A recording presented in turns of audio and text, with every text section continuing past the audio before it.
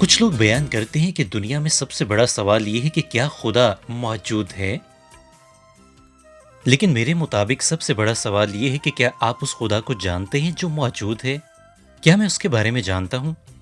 کیا میں اسے ذاتی طور پر جانتا ہوں؟ خدا کے کلام کو پڑھتے ہوئے خدا کے متعلق جاننا زندگی کا اعلیٰ ترین مطالعہ ہے۔ یہ ہمارے خیالات کو بلندی بخشتا ہے، ہمارے علم کو بڑھاتا ہے، اس کی ہمہ گیر موجودگی کو ہم پر ظاہر کرتا ہے، ہمارے یقین کو مستحکم کرتا ہے اور ہمیں قوت عطا فرماتا ہے۔ یہ ہماری زندگیوں کا عظیم ترین مطالعہ ہے جو خدا اور اس کی خصوصیات کو ہم پر ظاہر کرتا ہے۔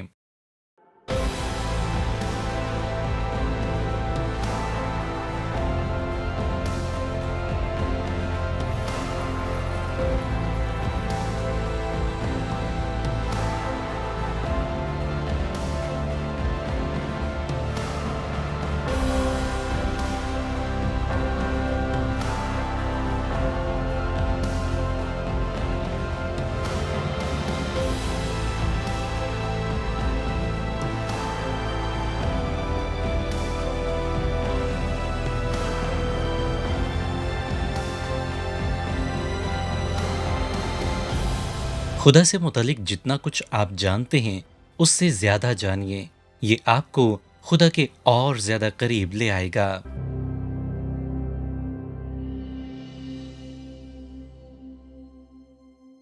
جی تو ناظرین، آئیے اب ڈاکٹر ڈیوڈ جرمایا کا خصوصی پیغام سنتے ہیں۔ بائبل مقدس کے مطابق خدا کو تلاش نہیں کیا جا سکتا، لیکن وہ ہم سے چھپا ہوا بھی نہیں ہے۔ خدا کے متعلق جاننا ایسا ہی ہے جیسا آپ تمام کائنات کی کہکشاؤں کو ایک بچے کی مٹھی میں بند کرنا چاہیں۔ بائبل مقدس ہمیں یہ ترغیب دیتی ہے کہ ہم خدا کو جانیں کیونکہ خدا ایسا چاہتا ہے۔ میرے سلسلہ وار مطالعے کا عنوان ہے وہ خدا جسے شاید آپ نہیں جانتے۔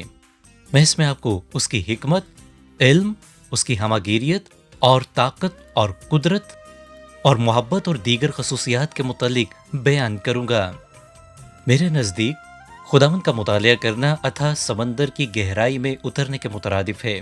میں اس گہرائی تک کبھی نہیں پہنچ سکتا، لیکن اس کے متعلق جاننا جاری رکھ سکتا ہوں۔ خدا جس کی ہم عبادت کرتے ہیں اس کو جاننا زندگی بھر کا عمل ہے، اور اس مقصد کے لیے زندگی کے سفر کے اس پروگرام کو دیکھتے رہیے۔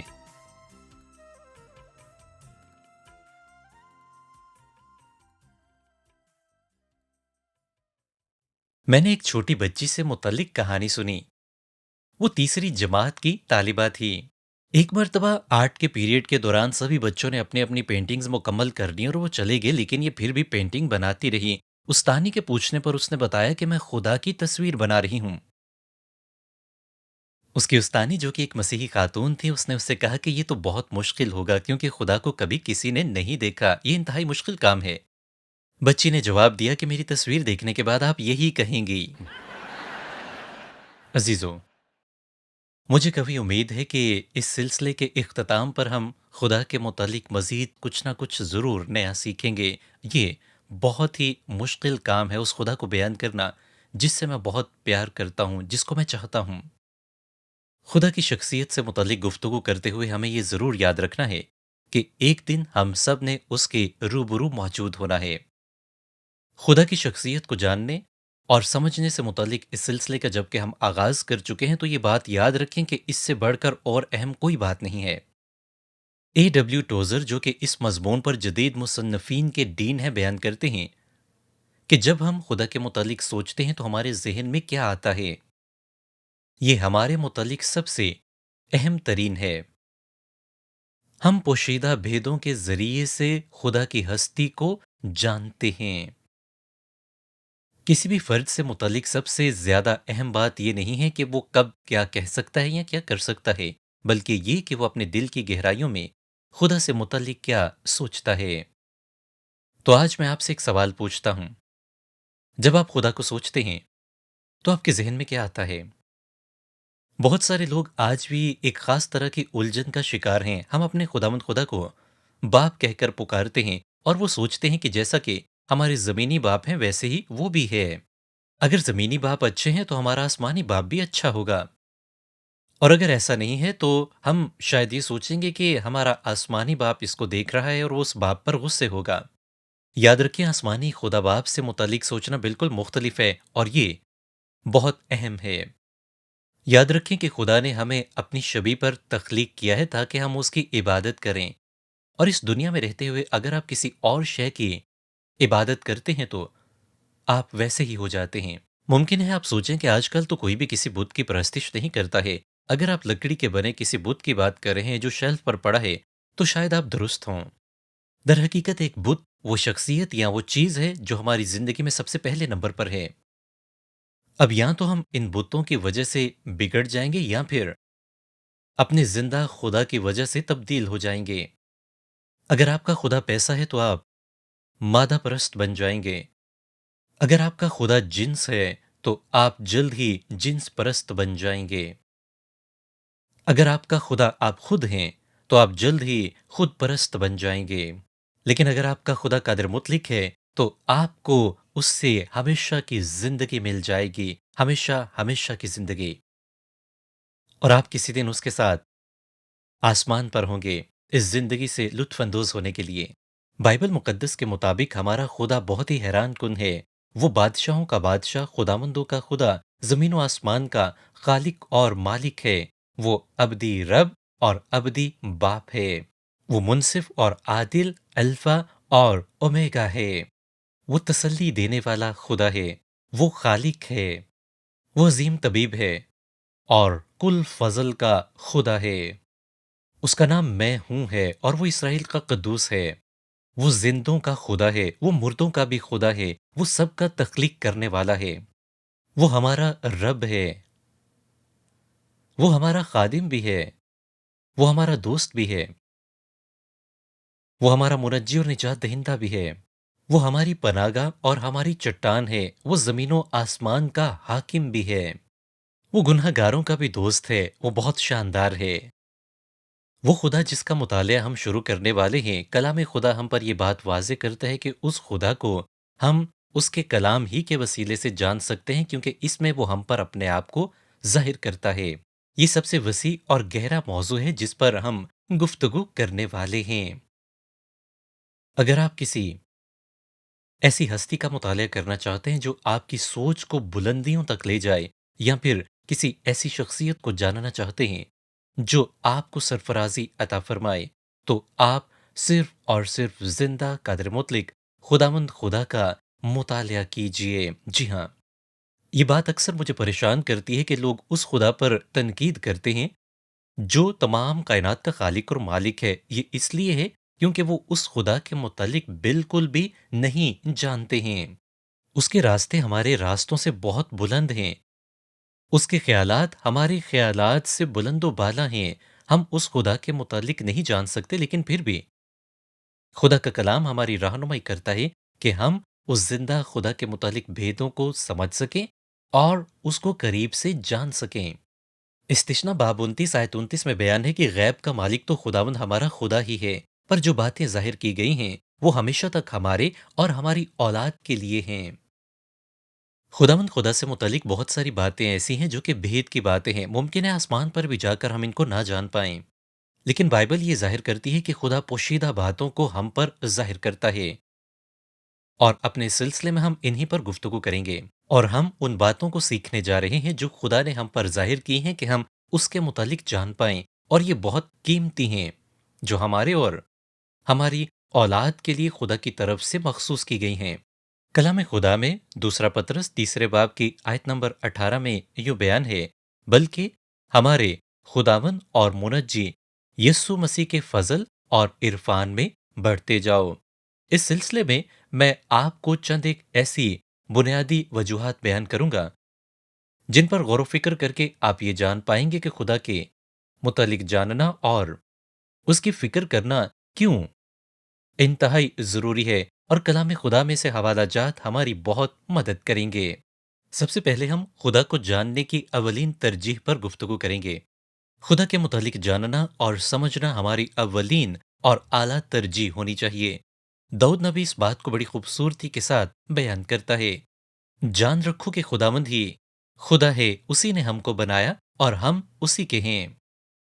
मैं आपको ये बात वाज़ेह कर दूं कि कायनात और इंसानों से मुतल्लिक जो दुनिया का इर्तिका का नज़रिया है, अगर इसको दुरुस्त मान लिया जाए, तो हम इंसान इतने ही अच्छे हैं जितना कोई मुर्दा। लेकिन अगर हमारे पास एक अब्दी खालिक है, जिसने हमें अपनी सूरत और शबी पर तख्लीक किया है, तो उससे मुतल्लिक जानने से अहम कोई और बात नहीं है, जिसने आपको और मुझे अपनी शबी पर बनाया। क्योंकि अगर हम खुदा के बारे में सीखते हैं, तो हम अपने बारे सीखते हैं। और जितना ज़्यादा हम उसके मुतालिक सीखते हैं, हम उसके वजूद की अज़मत से हैरान होते हैं। हमारी तरजीह सिर्फ खुदा के मुतालिक जानना नहीं है, ये एक फ़िक्री जुस्तजू नहीं है। मुझे उम्मीद है कि इस सिलसिले के इख्तिताम पर हम ये नहीं कहेंगे कि मैं खुदा के मुतालिक कुछ और जानता हूँ, बल्कि ये कि मैं खुदा के मुतालिक अब बेहतर जानता हूँ। याद रखें कि इसमें फ़र्क है, यानी खुदा के मुतालिक जानने में और खुदा को जानने में फ़र्क है। खुदा की अनगिनत सिफ़ात में से एक सिफ़त ये है कि वो हर जगह पर हर वक्त मौजूद है, और इसे हम खुदा की हमगीरियत कहते हैं, यानी वो हर वक्त और हर जगह मौजूद है। ये जानना कि खुदा हर जगह मौजूद है हैरान कुन है, लेकिन ये समझना कि मैं जहां पर भी जाऊंगा, खुदा वहां पर मौजूद होगा। मुझे जो भी जरूरत होगी, वो मेरे लिए वहां होगा। खुदा सब कुछ जानता है और वो तमाम इल्म का मालिक है। और ये इसलिए भी खास है कि मैं जिंदगी में जिस भी दौर से गुजर रहा हूं, वो मेरे मुतालिक सब कुछ जानता है। ये समझना कि वो मुझे मेरी पैदाइश से पहले ही जानता है, हमें तब्दीली लाता है।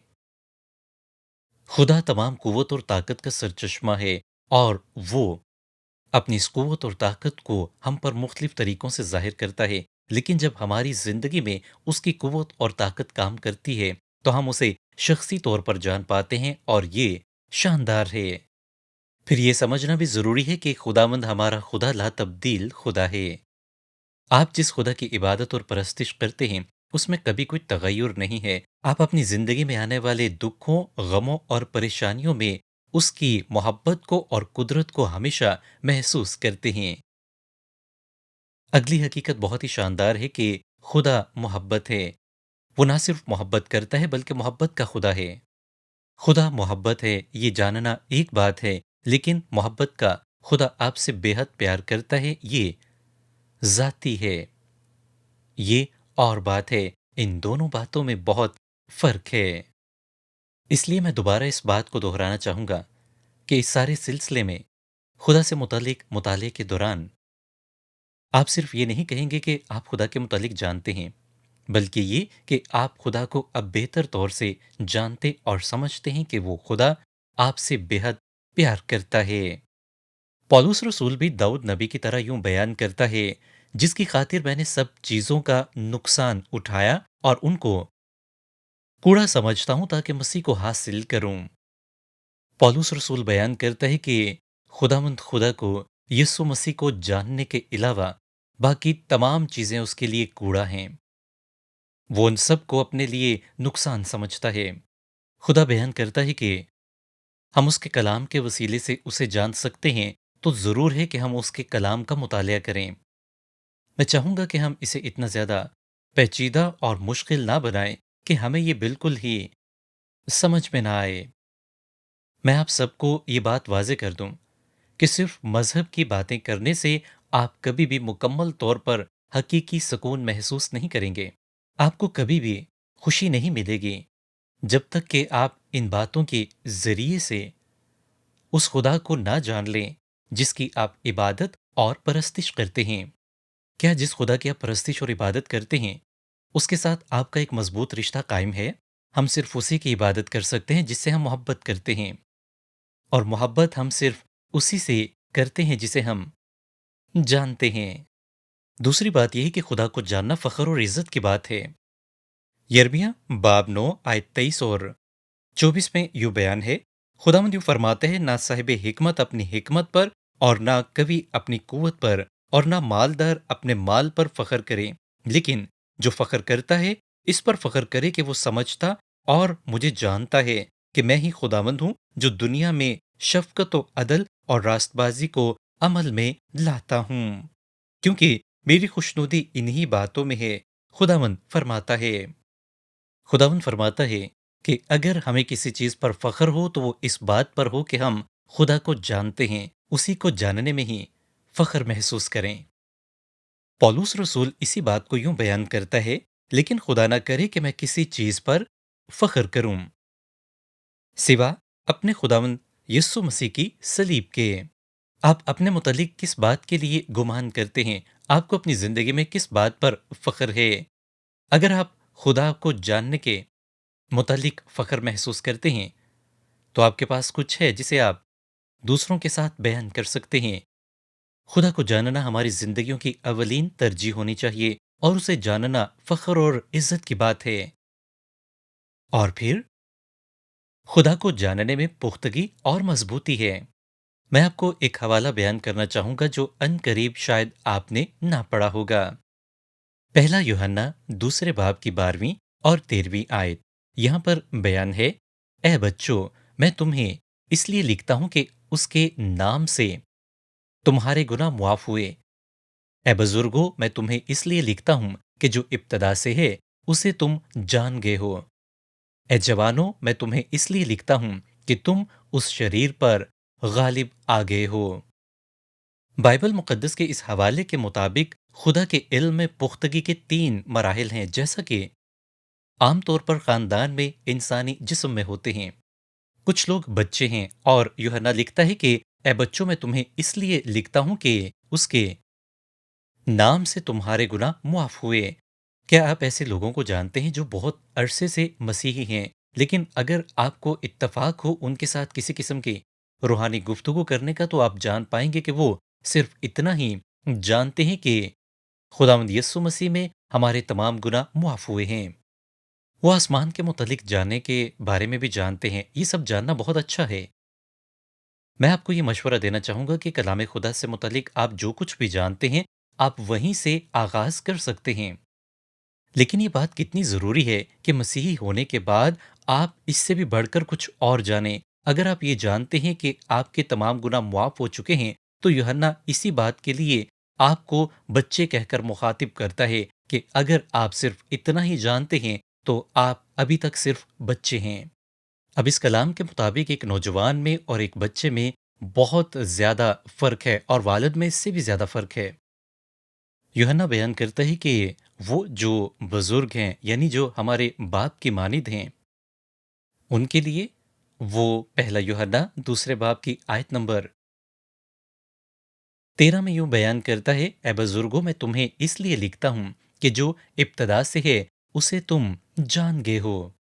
खुदा के कलाम का मुतालिया करने से, इस पर ध्यान ज्ञान करने से और उसके साथ वक्त गुजारने से हम उसे जानते हैं। ये हमें खुदा को जानने में पुख्ता और मजबूत बनाता है। अगली बात मुझे बहुत ज्यादा पसंद है और वो ये है कि खुदा को जानना हमें तकवीत बख्शता है। क्या आप जानते हैं कि खुदा को जानने का क्या मतलब है? अगर आप खुदा को जानते हैं, तो आप उसको जानते हैं जिसने पूरी कायनात को तख्लीक किया है। अगर आप खुदा को जानते हैं, तो आप सबसे आला और अजीम हस्ती को जानते हैं, सबसे ताकतवर और मजबूत हस्ती को जानते हैं। आप ये जानते हैं कि वो आपके साथ है और आप कहां पर जाने वाले हैं। दानियल नबी इसी बात से मुतालिक बहुत ही खूबसूरती से बयान करता है। अपने खुदा को पहचानने वाले तकवीत पाकर कुछ कर दिखाएंगे। बाइबल मुकद्दस में आप ऐसे ही बेशुमार अजीम लोगों को पढ़ सकते हैं। बाइबल मुकद्दस में से ऐसे बेशुमार लोग उभर कर हमारे सामने आते हैं जिन्होंने खुदा को जाना और खुदा में रहते हुए उन्होंने इंतहाई अजीम काम अंजाम दिए। दानियल के मुतालिक जरा सोचें।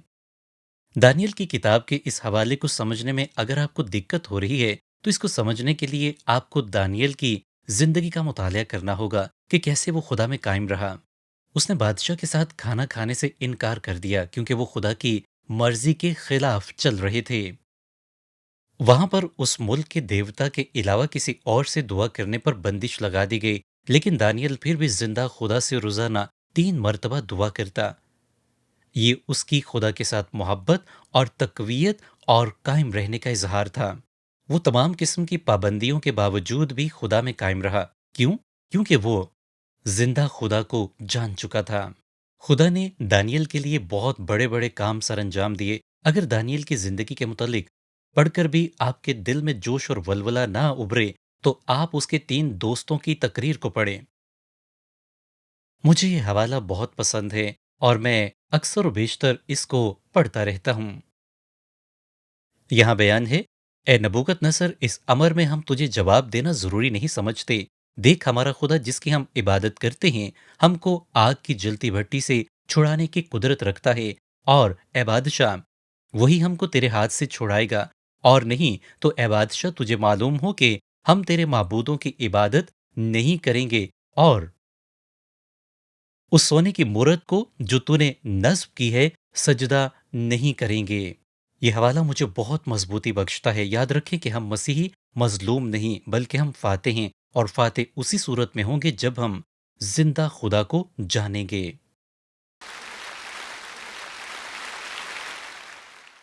जो लोग खुदा को जानते हैं वो बाकियों से अलग होते हैं। अगर आप मजबूत होना चाहते हैं, अगर आप तकवीत पाना चाहते हैं, तो आप खुदा को जानिए। खुदा के मुतालिक जानना आपको वो कुव्वत और ताकत फराहम करेगा जिसकी आपको सबसे ज्यादा जरूरत है। लिहाजा अगर आप तकवीत पाना चाहते हैं, पुख्तगी हासिल करना चाहते हैं, आप मजबूत बनना चाहते हैं, तो आप आज ही से खुदा को जानना शुरू कर दीजिए। आमीन। आखिर में हम इस बात पर गौर करेंगे कि खुदा को जानने में आजिजी और हलीमी है। कोई भी शय आपको इतना आजिज नहीं बना सकती जितना कि खुदा का मुतालिया और खुदा को जानना। अगर आप अपने आप पर तकब्बुर करते हैं तो तकब्बुर कहता है कि मुझे खुदा की ज़रूरत नहीं है, मेरे पास वो सब कुछ मौजूद है जिसकी मुझे ज़रूरत है। अगर आप नीचे ज़मीन की तरफ देख रहे हैं तो आप ऊपर नहीं देख सकते। तिमोथियस के नाम पहले खत में पौलुस रसूल इसे यूं बयान करता है, जिसे वो मुनासिब वक्त पर नुमाया करेगा, जो मुबारिक और वाहिद हाकिम, बादशाहों का बादशाह और खुदावंदों का खुदावंद है। यहाँ पर अंग्रेजी जुबान में लफ्ज सॉवरेन इस्तेमाल हुआ है, जिसमें पहले 3 अल्फाज एसओवी हैं, यानी सौब। इसका मतलब है बुलंद वाला, और फिर रेन जिसका मतलब है हाकिम, जो कि हुकूमत करता है। तो इससे इसका मफहूम वाज़ेह हो जाता है। यूं इस लफ्ज का मजमूई मतलब जो सामने आता है वो ये है कि सबसे बुलंद व बाला जो सब पर हुकूमत करता है। जब हम कहते हैं कि खुदा हाकिम है तो हम इस बात का इकरार करते हैं कि वो सब पर हुकूमत करता है। इफ्सियों पहले बाब की आयत 21 में यूं बयान है, और हर तरह की हुकूमत और इख्तियार और कुदरत और रियासत और हर इकदाम से बहुत बुलंद किया, जो ना सिर्फ इस जहां में बल्कि आने वाले जहान में भी लिया जाएगा। जब हम खुदावंद की हाकमियत की बात करते हैं तो हम इब्तदा से लेकर अब तक के सारे दौर के मुतालिक इस बात पर गौर करते हैं कि हकीकत में वही हाकिम है। यह आयत बहुत ही शानदार है। इसमें बयान है, हमारा खुदा तो आसमान पर है, उसने जो कुछ चाहा वही किया। इस बात को बड़े ध्यान से समझिए। हमारा खुदावंद कादिर मुतलिक हाकिम है और आसमान पर तख्त नशीन है, और सब कुछ खा बड़े हों छोटे हों हम सब उसी के कंट्रोल में हैं। और जब हम ये हकीकत जान लेते हैं तो हम रोजाना अपने तकिए पर सर रखकर पुरसकून नींद सोते हैं। इससे कोई फर्क नहीं पड़ता है कि आसपास क्या हो रहा है, क्योंकि मैं हाकिम नहीं हूं, मैं उसके मतहत हूं जो आसमान पर हाकिम और बादशाह है। और इसलिए मुझे फिक्र करने की किसी तौर भी जरूरत नहीं है।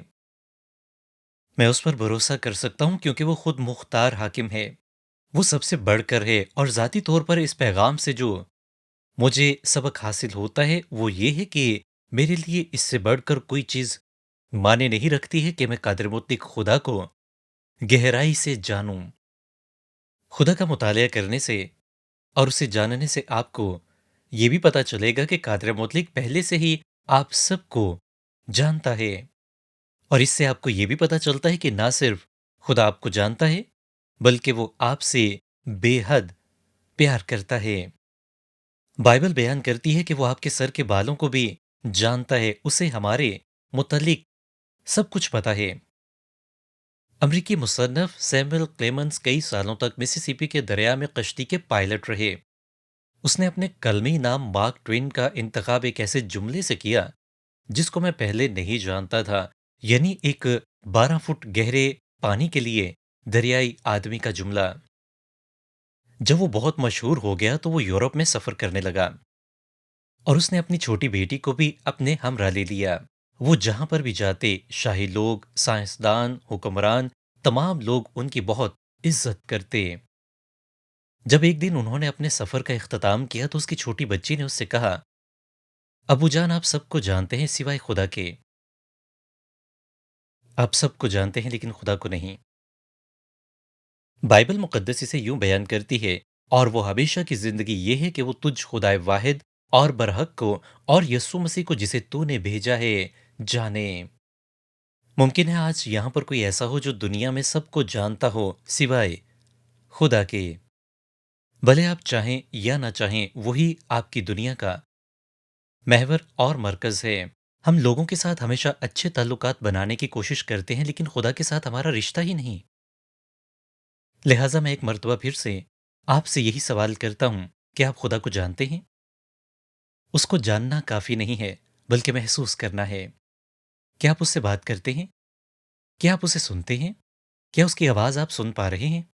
کیا آپ کو اس بات کا اندازہ ہے کہ وہ آپ سے کتنا پیار کرتا ہے اور یہ کہ وہ آپ کو کتنا زیادہ جانتا ہے؟ آپ کے متعلق ہر بات اس کو پہلے سے پتا ہے۔ خدا کے ساتھ اپنے رشتے کو اور اپنے تعلق کو مضبوط کرنا ہماری اولین ترجیح ہونی چاہیے۔ آئیے ایک مرتبہ اپنی ذات کے متعلق سوچیں۔ میں نہیں چاہتا کہ آپ کسی قسم کی بات میں الجھیں اور یہ سوچیں کہ آپ خدا کے متعلق نہیں جانتے۔ آپ ابھی سے اسے جان سکتے ہیں۔ اس ہفتے، اگلے ہفتے اور آنے والے تمام دنوں میں ہم خدا کو اور جانیں گے، اور اس کو جاننے کا طریقہ یہ ہے کہ اس کے ساتھ زیادہ سے زیادہ وقت گزارا جائے، اس پر یقین رکھیں، اس سے سیکھیں، اس کے قریب آئیں اور اسے جانیں۔ اگر اب تک آپ نے خدا کو نہیں جانا ہے تو میں آپ کو دعوت دیتا ہوں کہ آپ اس کے اکلوتے بیٹے خداوند یسوع مسیح کو اپنا نجات دہندہ تسلیم کر کے خدا کو جاننے کا آغاز کر سکتے ہیں۔